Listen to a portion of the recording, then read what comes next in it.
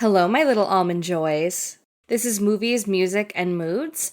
I'm Noey, and this is a podcast journal for me to talk about what I find magic and mystifying and memeable about the media I consume. So let's talk. For this episode, you'll find two seemingly unrelated pieces of media. Hey, I said it was a podcast journal, didn't I? The album is Roxy Music's Country Life, and the movie, Airheads. Before we jump in, just want to note that I'm on Instagram as Movies, Music, and Moods, and you can also find the whole podcast on YouTube going forward. So, Roxy Music's Country Life. Now, I've been a Roxy Music fan, I believe, since I was a teen, since teenhood. Glam rock is really my preferred genre. I think if I was a music genre, I would be glam rock, and I'm talking like early 70s glam, not what was going on in the 80s. I can't speak on that. I can't possibly speak on that. But I think that's a fun question. And tell me this. If you were a music genre, which music genre would you be? Let me know. Personally, I find trying to identify genres to melt my brain. I think people who are really good at it are very skilled. Maybe they even have some sixth sense for genre identifying, in which case I salute you. So I chose this album first, and then I picked the movie. It's kind of funny because I think what I'll call the Airheads, they wouldn't listen to Roxy Music. And I think that sucks for them, because Roxy Music is one of my favorites. One of my family's favorites, actually. The connection between the two is probably objectifying women.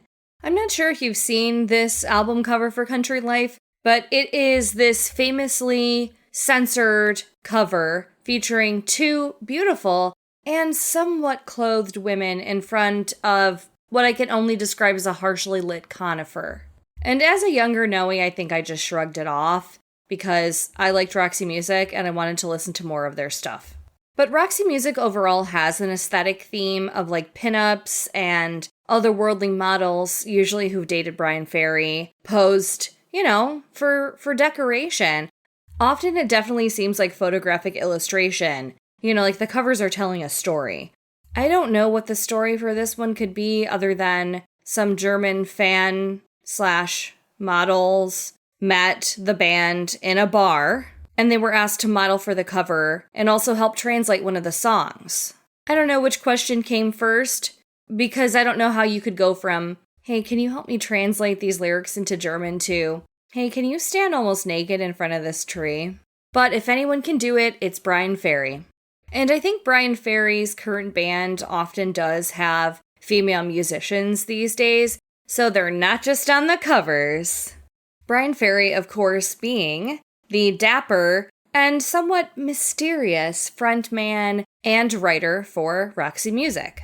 I actually saw Brian Ferry in concert a few years ago, and it was an incredible experience. I definitely never thought I'd get to hear some of those songs live, and in one of my favorite local theaters.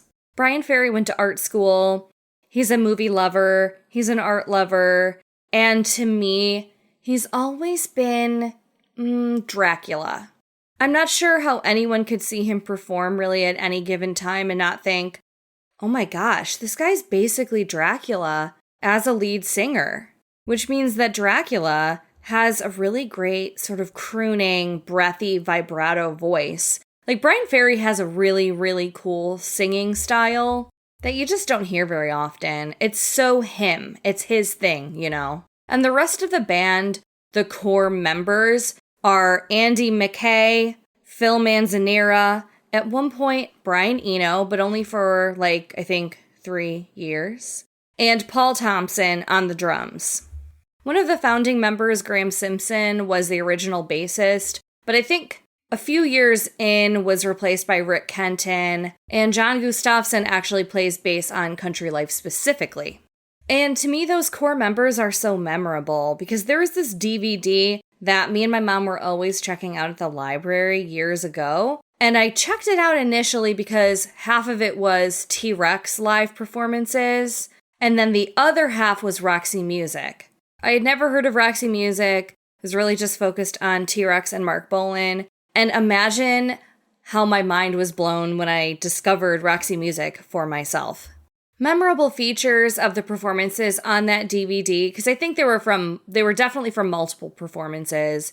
Bryan Ferry's just like theatrical vamping and facial expressions. Andy McKay's really cool, satiny alien armband things, especially when he played the saxophone.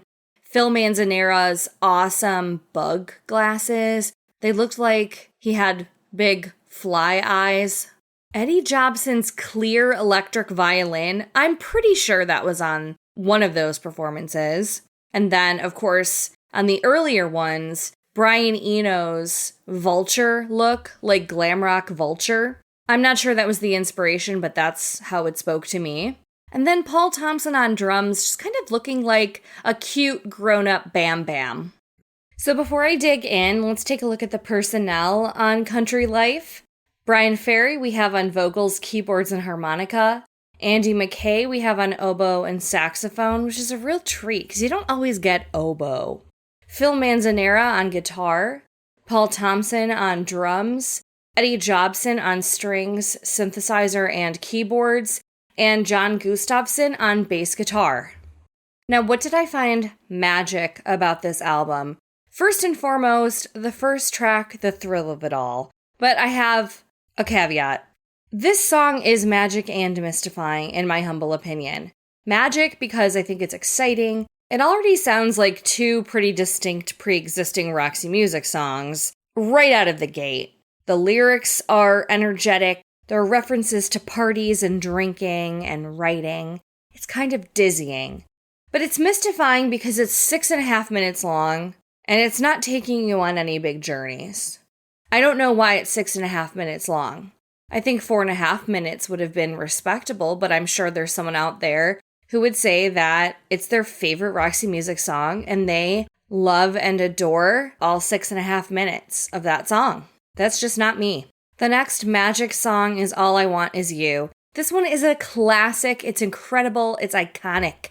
Bryan Ferry is laying it all out. Phil Manzanera's screaming guitar is fantastic. The drums are out of control. The song is like a celebration. I never get sick of Bryan Ferry's delivery of, don't want to learn about etiquette from glossy magazines. Why should I try to talk correct like they do in other scenes? Say no more about imagery. You're starting to confuse. And then, goes into the whole, I just want romance sort of thing. All I want is you.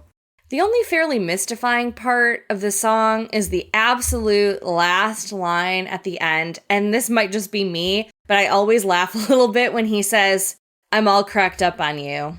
Okay. I mean, he's probably the only person who can get away with that. Even I'm like, eh. Next up for Magic is Out of the Blue. This song is one of their best in general. I'm pretty sure the oboe is on this one, because I think it's that instrument. To me, it sounds like maybe an instrument that a ghost haunting a ship would play. I like to think that the chorus to this sounds like God's guitar lifting Brian to like a higher dimension. Not like he died, he's just going to like a really cool party temporarily. The song just reminds me of like lightning striking as a song. The strings are almost hawk-like at times. It's just so good. All the instruments are like working at top performance here. And then the song kind of ends by being sucked up through God's straw. Anyone else hear that? The next song that I feel is magic, I'm giving it the designation of magic tentatively. It's Really Good Time. First of all, it's kind of funny that it's called Really Good Time. It's fine. It's pretty. It feels kind of old-fashioned and pleasant. It's just not one that I personally connect to, but it's not silly or confusing enough to be mystifying. So I'll keep it at magic. And the last song that I feel is truly magic is Prairie Rose. I've always been obsessed with this one. There's like a saxophone attack at the opening. I absolutely never get sick of Bryan Ferry whispering, Texas. I love his, or maybe his character's, description of wanting to be in Texas and that being the place he's supposed to be. Or maybe it's someone who personifies Texas. But it's not really a country music song. I'm not sure if it's like a southern rock song even per se, so I feel like there isn't that stylistic application here, but it's definitely Roxy music. We get an awesome sax solo, and I see that Phil Manzanera wrote this one too with Bryan Ferry. It's just a blast. Also, one of a few possibly Jesus references that I never caught, but Crown of Thorns is in the lyrics here. And the fade out is killer, with Bryan Ferry just belting out the title of the song. I love this one, and this is the one that ends the album. So what did I find mystifying? There were two definite inclusions into the mystifying category for me this time around. 3 and 9 is the first one. This features Brian and Andy's nostalgia for seeing movies at the theater when it was, quote, only 3 shillings and 9 pence. I had to read that. I had no idea what 3 and 9 was. I am not English, if you can tell. I love Andy's saxophone work. I like the sort of pleasant swing to the song, but it's just not a particularly powerful song. I still like Really Good Time a little bit better, because I can see kind of switching these ones up. It's saccharine, and sometimes you want saccharine Roxy music, but I don't usually. I want sinister, unhinged Roxy music, or sinister, romantic, creepy Roxy music. The second mystifying track is If It Takes All Night.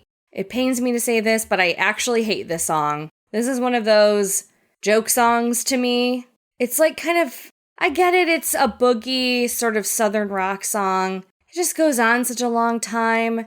And the verses start to sound almost like a comedian has to keep writing verses on the spot to a song. You know, it's just trite. Personally, I think the harmonica just fails to charm here. And speaking of Jesus, puzzlingly, the lyrics on Spotify are to a completely different song by someone else, and it is clearly a Christian praise song. If this is a Roxy music song that you love on this album, I'm glad you can enjoy it. I hope that didn't sound sarcastic.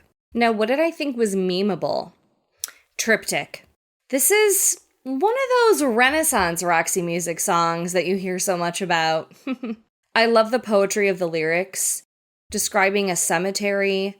There's a glittering harpsichord. Jesus on the cross reference also? I can't believe I keep saying that. I'm not a huge fan of the chorus, but it works well enough, I think. And I think this would be Elizabeth I's favorite Roxy music song. Now, which songs get our awards for this week?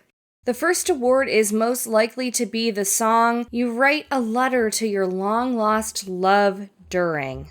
You're at the height of madness, and there's a clamoring thunderstorm. And that award goes to Bittersweet. This song is the epitome of Dracula Fairy. The drama is dripping from this song. The heartbreaking oboe, the incredible sort of pounding theatricality, the anxious ticking of the percussion. Plus, this is the song that the models on the front cover helped to translate into German. And the German lyrics feature a line with the words stranded. Sounds familiar? Roxy music fans understand. And the Old Faithful award, most likely to get stuck in your head, goes to Casanova. This song is another classic Roxy music track. And this one is just like a diss track. This is a song about putting someone in their place. I think even the instruments sound like they're bickering in this one. And I'll say this, it is a diss track in the most sophisticated way possible. It's like when Poirot finally takes someone down, you know? And there are direct drug references in this one to heroin and cocaine. Bryan Ferry, who hurt you? Other than Jerry Hall and Mick Jagger, of course. So that wraps it up for Roxy Music's Country Life. If you can't tell by all the words that I just said, I'm a huge Roxy music fan. I have so much love and respect and admiration for them. I like any music, especially rock, that just shows you, hey, it's okay to be weird and cool at the same time. You can do both. Now we're moving on to the movies portion of Movies, Music, and Moods. Let's talk about the movie Airheads from 1994. So some of the cast in this movie, which has an incredible cast, by the way, Adam Sandler, Brendan Fraser, Steve Buscemi, Amy Locane, Chris Farley, Ernie Hudson, Joe Mantegna, Michael McKean, David Arquette, Michael Richards, aka Kramer. The better question is here, who's not in this movie? So my predictions initially were that it would be funny, it would be outrageous, and that maybe I would like the music. I knew it looked like they were like metalheads from the early 90s. That's not really usually where my musical taste lies, but I figured, we'll see. I really loved that effect in the opening credits. I thought those were awesome and really memorable. And overall, I'll say that I understand why this could be a comfort movie for someone who's seen it a million times. I saw on Wikipedia that it wasn't a critical or a commercial success, but that it has a cult following, which is pretty much why I watched it. I really like Steve Buscemi, but I don't always seek out stuff that he's in. I kind of just let him be a surprise, so I was really looking forward to seeing what he did. And of course, Brendan Fraser had a big moment in the last couple years, and he's a pretty likable guy in general, so I kind of expected at least a bit of enjoyment from his performance. And the movie is extremely quotable. The script is like non-stop, weird phrases and slang that I'm not really sure ever existed, but are pretty good. Brendan Fraser pronouncing penis in that way and really no one reacting was pretty great. Referring to Michael McKean's little ponytail as a pony nub. Loved that one. I thought the most interesting part of the movie was the plot. I think there's a ton that you can do with a plot like that and a cast like this. So we'll talk about how I felt. Magic. I know I already mentioned the cast. Cast was great, and they were putting everything into it. Adam Sandler was the sweetest of the three Airheads. I do like that he just wanted to be in the pool all the time, because that is how I feel, especially when it starts to warm up here. And I thought the radio station office had the coolest 90s design. All that teal, and everything was stylized. Clearly, it was an expensive office.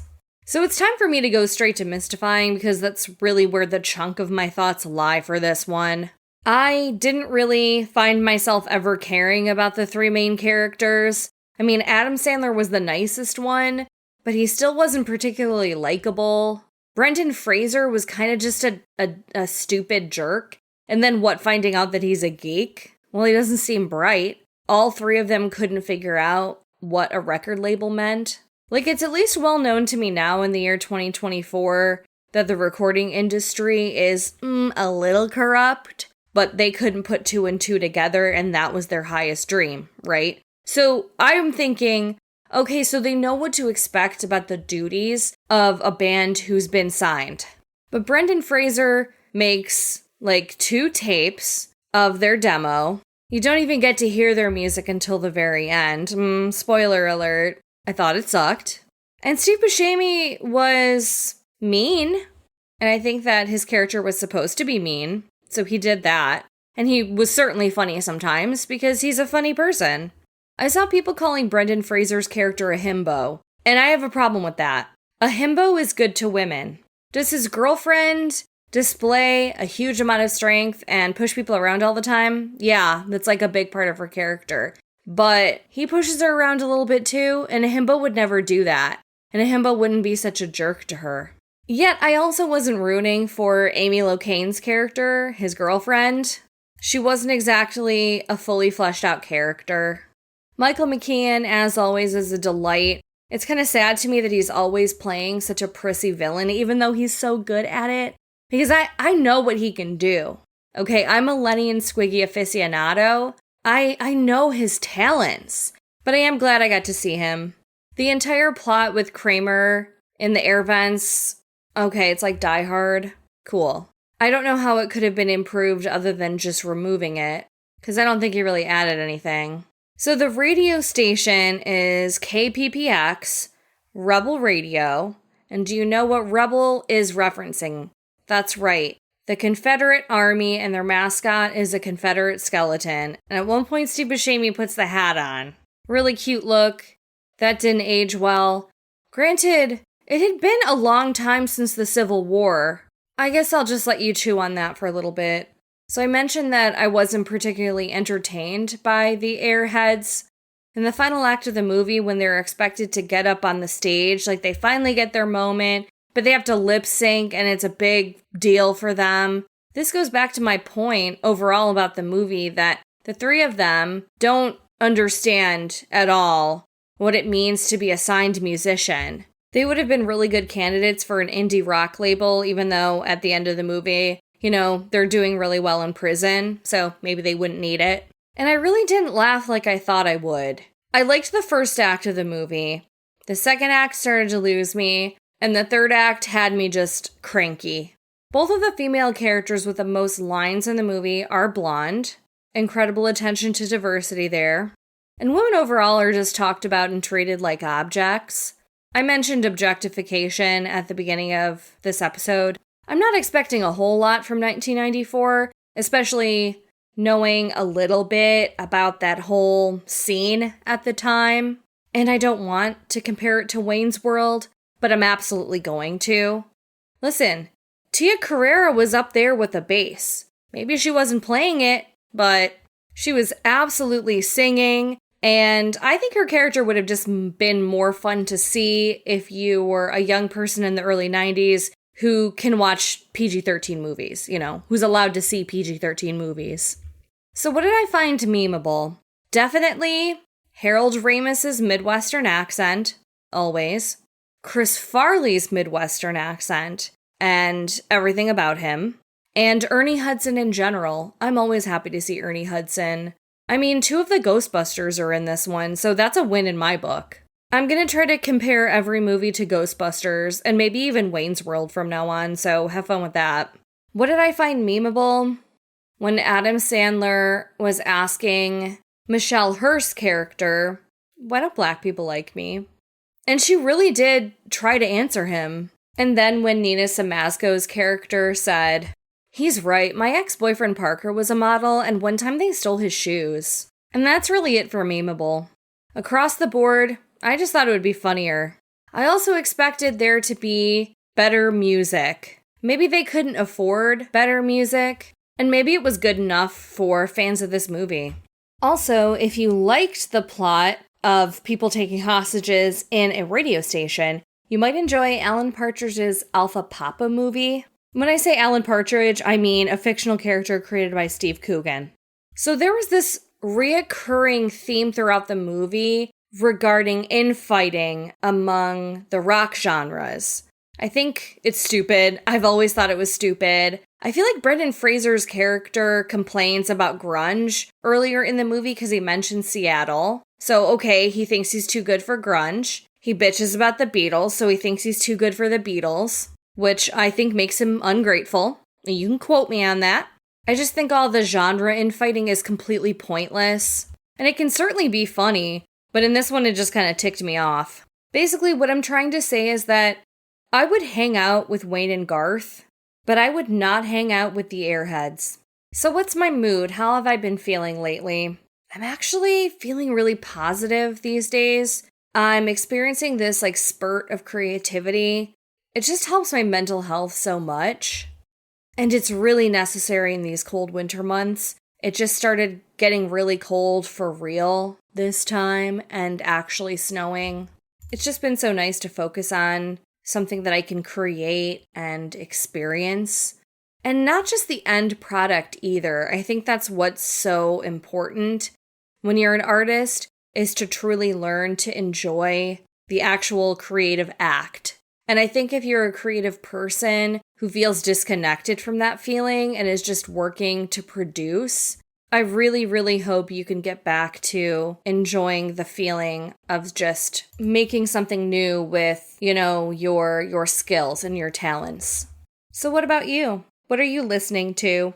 What are you watching? How are you feeling? Please let me know. Like I said, this podcast has an Instagram, and I totally want to hear from you. If you liked this episode, please feel free to share it with someone you like, or share it with someone you don't like as punishment. Thank you so much for listening this far. I really appreciate you. That's the end of today's episode, and we'll talk soon.